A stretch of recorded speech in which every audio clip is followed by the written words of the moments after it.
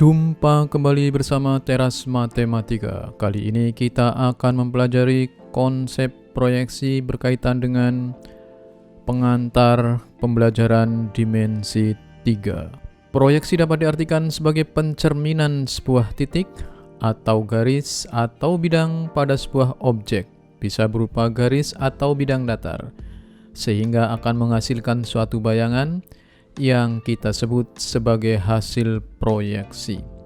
Untuk memproyeksikan suatu titik atau sebuah garis pada suatu objek, diperlukan satu garis yang akan memproyeksikan atau mencerminkan titik dan garis tersebut ke suatu objek yang dituju. Garis tersebut itulah yang dinamakan dengan garis proyektor.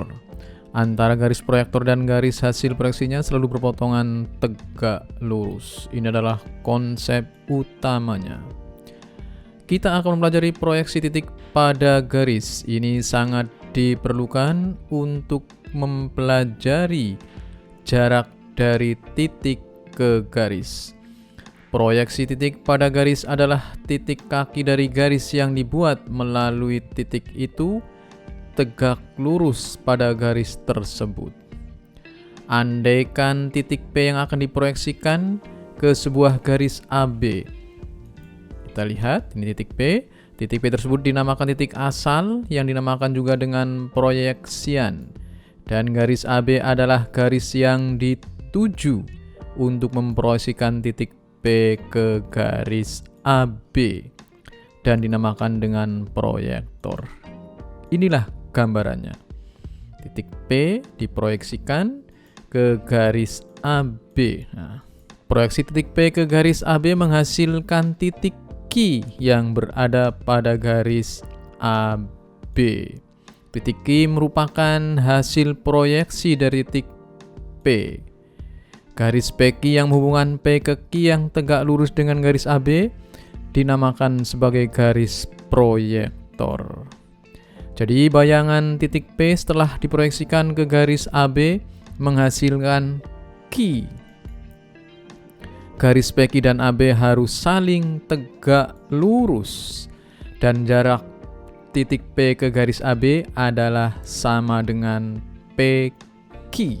Kemudian bagaimana dengan proyeksi titik ke bidang? Kita lihat, proyeksi titik pada bidang adalah titik kaki dari garis yang dibuat melalui titik itu tegak lurus pada bidang yang dimaksud. Andaikan titik P sebagai proyeksian yang akan diproyeksikan terhadap bidang U, di mana bidang U ini sebagai proyeksitor atau objek yang akan dituju. Gambarannya adalah seperti ini. Ini adalah titik P, kemudian ini adalah bidang. Bidang U tentunya, P ini diproyeksikan. Kita buat garisnya. Nah, seperti inilah gambarannya. Ini adalah Q. Terlihat proyeksi P ke bidang U menghasilkan titik Q yang ada pada bidang U. Titik Q yang berada pada bidang U tersebut dihubungkan oleh sebuah garis lurus yang tegak lurus dengan bidang U. Ketika kita mencari panjang atau jarak titik P dengan bidang U, maka panjangnya adalah PQ. Kemudian kita akan mempelajari proyeksi garis pada bidang. Langkah untuk menentukan proyeksi garis G pada bidang U adalah sebagai berikut. Yang pertama, ambil dua titik sembarang pada garis G.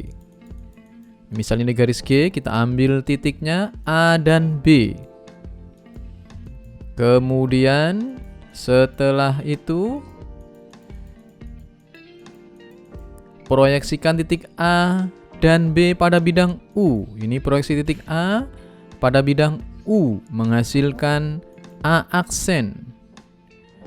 Kemudian titik B juga diproyeksikan pada bidang U sehingga diperoleh B aksen. Kemudian hubungkan titik A aksen dengan B aksen. Ini titik A aksen dan B aksen kita hubungkan. Nah, katakanlah misalnya garis G aksen.